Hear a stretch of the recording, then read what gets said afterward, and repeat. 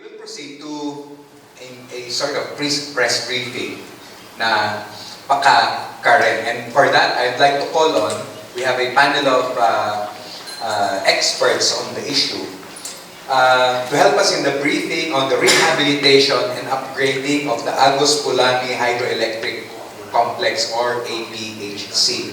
This session will provide critical insights on how revitalizing one of Mindanao's most important power assets, how it can advance our transition to cleaner, more affordable, and more secure energy. So I'd like to call on to the front our panel of experts. Sino kaya unahin ko rito? Sige, muna pong yung dayo. I'd like to call on Engineer Albert Dalusong III, an Energy Transition Advisor of the Institute for Climate and Sustainable Cities.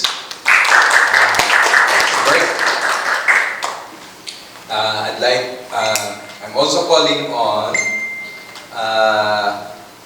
the President and CEO of Greenergy Solar Philippines, Engineer Zarael Tongay. Sir? Tapos yung huli, huwag na nating tawagin siguro. Pupuntahan na, tingnan sabihin sa akin kung ayaw nyo na siyang tawagin. So, among other things, marami pong he's introduced, marami siyang title, but one of his titles is he's the Public Engagement Advocacy Advisor for Mindanao of the ICSC. Naupo na. Mr. Bensay Eliorin. So, fans. Okay, yan po natin. Ang gagawin lang natin, they'll make brief presentations. Tapos, magpo-proceed tayo sa ating question and answer so that we can get makapagpiga tayo ng isang storya. Anong kinanglan ang energy transition sa Mindanao? And we have an ambitious target of 50-50 in 2030. I would explain traditionally and historically, Mindanao is driven by renewable energy with large hydro as the dominant source of power. And we'll show to you proof na ang coal is the reason why power is expensive in Mindanao. Energy transition is shifting away from fossil fuel, which is blamed for global warming and climate change. Coal is the biggest contributor of carbons gets trapped in our atmosphere, causing all these weather and climate maladies that we're experiencing. As we talk, na ay bagyo karon sa Upong, Visayas ang landfall. This is part of the more severe and more frequent weather disturbances that is caused by climate change. So tanaw na to ang power profile sa Mindanao. Kanang dark blue, that's coal, 51.3% as of May 2024 yung data, wala pa maka-changes. Diesel is 17.81. We used to be renewable, pero kinikaroon mga 68% na nasa fossil fuel. 10 to 15 years ago, 70% sa ato is renewable energy, 30% ang coal. Renewable energy yun ang Mindanao.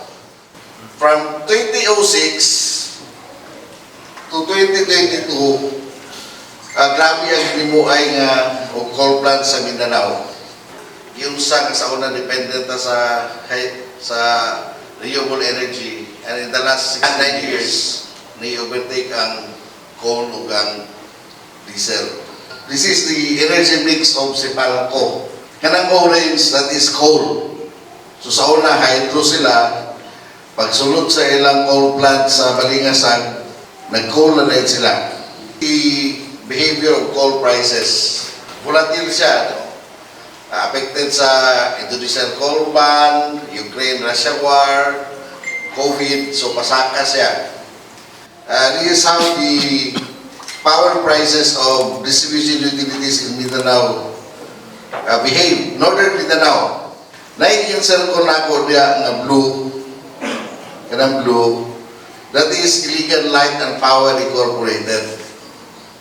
So, nagsaka na ng pag-crisis sa coal, ang Iligan, stable ang price.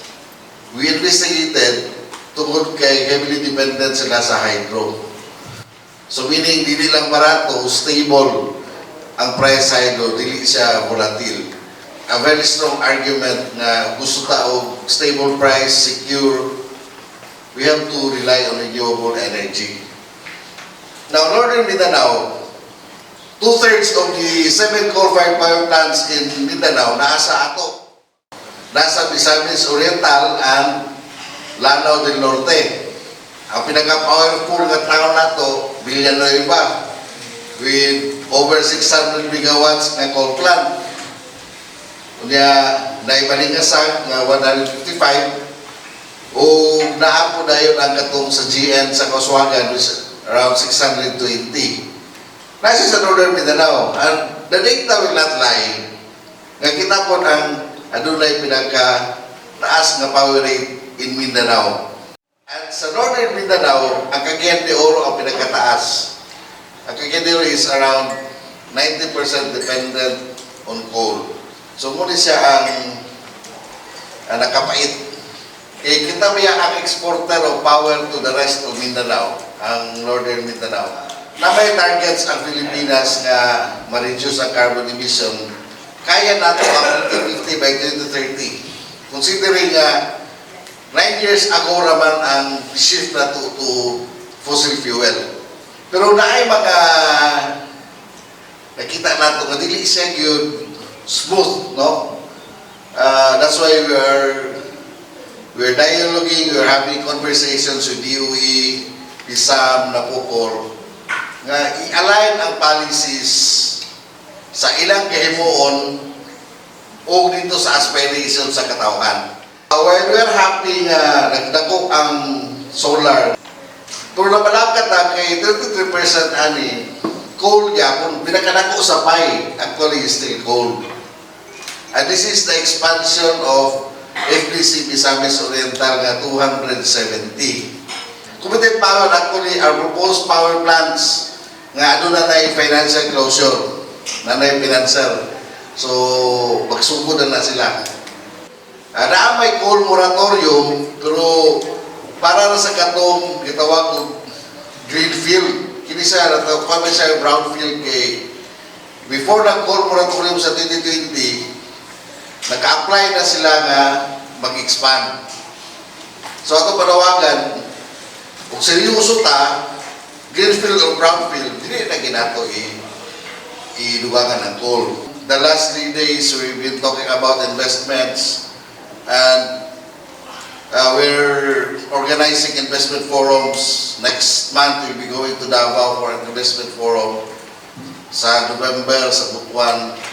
Kay kinanglan ang investment yun sa renewable energy. Now, indicative power, meaning wala pa rin sila nag-propose pa. Wala pa yung financing, wala pa yung investor. Pinakadakop na ang solar. Wind is 27 and mind you, ang dakop nga wind ay is nandiri sa Binuangan, Sugbong-Pugod nga site. No, na ay 300 megawatts na proposed, indicative proposed na din. Then solar, they're spread all over Mindanao. Muna itong gusto nga mapaspasan. So that's why ang ICEC and other groups, the company of Engineer Dongay, Aguilar Energy, kapaningkamot na nga mag-kuha investment para sa renewable energy. And we studied the market. There is demand. Kaya sa 2025 this year up to 2026, ang contracted power sa mga distribution utilities, mga cooperatives, is going down.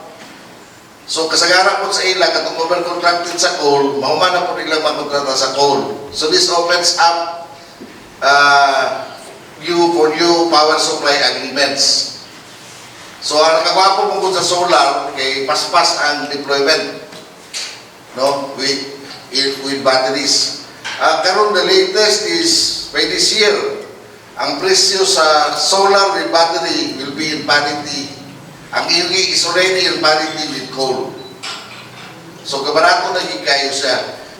Now, because of the reality nga nakiga po ng coal nga propose, kita sa Mindanao, we need to anchor our aspiration for energy transition on something. Nakita na mo, nga kinigihimo na ni Engineer Dungkay, kining energy storage project is a very good anchor to rally Mindanawans to support energy transition. Mupuni ang Agos Pulangi is still, we believe, the crown jewel of Mindanao. In the last 2 decades, a successful nagmanaukod ang Mindanawan nga dili pa-privatize ang Agos Pulangi. In 2015, we marched dito sa DOE, yun nga, paliton sa kooperatiba ang Agos Pulangi. Dahil kwarta para equity. Pero ang pagkutana, kung sabay yung himuon, what's the technical proposal? Walay na present. So karon, for the first time in 2024, nag-join o brains na Engineer Dungkay with the engineers ng USTP, nabuhi ang energy storage project. Kailangan natin ipakita ka, muna yung himuon, up to the last bolt or the last katulad diya sa Pulangi, up to the last millimeter of water, nasa na ipapresent mo na yung buhaton at gi-welcome mo na sa Pisam and the DOE. So later on, segue lang ni para sa presentation ni Engineer Dungkay. We need to have parity 50-50 by 2030, 1,500 more or less na new capacity renewable energy. So muna siya katong katanahon nga roadmap. This is a process. This is a process. Hopefully by November, we will be able to give you the first glance of a roadmap nga nanag yung mga concrete steps kung saan nakang klaro. So muning dapat suportaan sa tanang Mindanawan ang 50-50 by 2030. The challenge really is investment. And we're happy the last 3 days we're talking about investment. So there's finance. It's just a challenge of how we mobilize it because the market is there. But ako na to ang aspiration sa Mindanao nga barato, limpyo, o sigurado nga kuryente. Salamat. Good morning.